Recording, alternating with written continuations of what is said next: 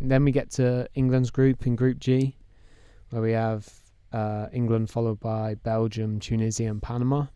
Yep, I put Belgium, England, Tunisia, and Panama. Now, obviously, I'm going to sit here as an Englishman wanting to put full faith in his country, but not on this case. Belgium, they've surprised me so much in the last decade. The names they've picked out, like all of them individually, have played so well, and funnily enough, most of them have made their name in England. So it's quite an interesting perspective. But the likes of Lukaku, Hazard, both the Hazards, Mertens, Kevin De Bruyne, Courtois, Company, Alderweireld, what's his name, Vertonghen. I could go anywhere. Yeah. Any position you want, I'll pick you a top player. And I think they're working towards such high hopes. I think they could be the next Germany. You know, even when Germany should be Germany, I think they could be the next Germany. And they actually, I reckon Belgium could even make it to the semis, if possibly final. I don't see them winning it unless it's just an amazing tournament for them, possibly. But with England, I think they won't have a problem against Panama, won't have a problem against Tunisia. No. The losses will be against Belgium if they do have any losses. I definitely say Tunisia then Panama. But Belgium, England, unless England really turn up the party. Yeah, I agree with that. I put Belgium first. I'd love to put England first, but I just don't think they will do it. And I like to be accurate on predictions, but I think Belgium, they have these, you can name a whole host of players they have, but there's just times when they switch off in games. Like you saw in the Euros 2 years ago when they lost to Wales in the quarterfinals. They should have easily won that game, but they just didn't.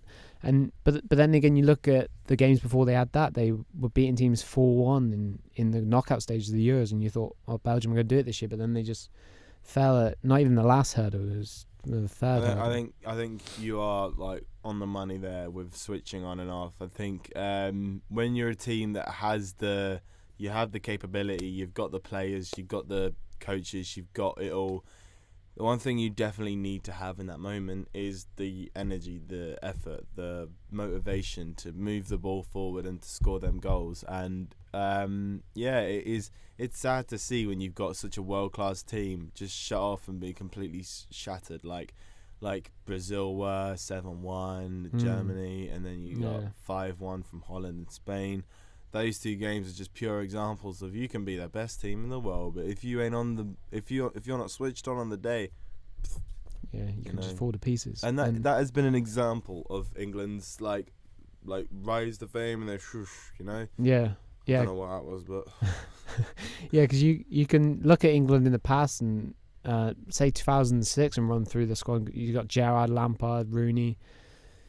Rio Ferdinand, John Terry, and you can say the same to Belgium have that kind of thing about them. Yeah. Maybe Maybe it's their golden generation, and I'd like to see them go far because I'd like to see a different team kind of challenge for the World Cup. Because it's kind of boring seeing the same teams get through and win over and over again. But they do this year have Roberto Martinez, who's a good manager, I think, for them. Wow, and obviously they have Henry as well in their backroom staff. So that might have an effect on them, and that might propel them forward a bit more. But I'm kind of a bit pessimistic for them, and I think they will top. I think they'll top our group, but again, like I said with Uruguay, I think they might be found out in the knockout stages when it comes to that.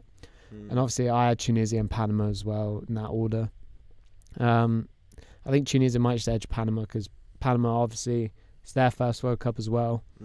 And I think they lost like 4-1 to Wales in a friendly, and I just look at that and think they got no chance, really. Yeah, I mean, the way I see it, a year and a half ago, I didn't even hear of Panama. Didn't even know who they were, so it was a bit like a wall. But yeah, I think with the newcomers, Iceland and Panama, I think they're definitely they're either gonna take it on the chin and roll with it, or they're just not gonna hit the ground running at all. And Panama seem to be that country for me. If there is one newcomer that it would be Iceland, but they'd get as far as proceeding out of the group stage, and then Lord knows what else. Probably just complete calamity. But I don't see Panama winning it. No, I agree.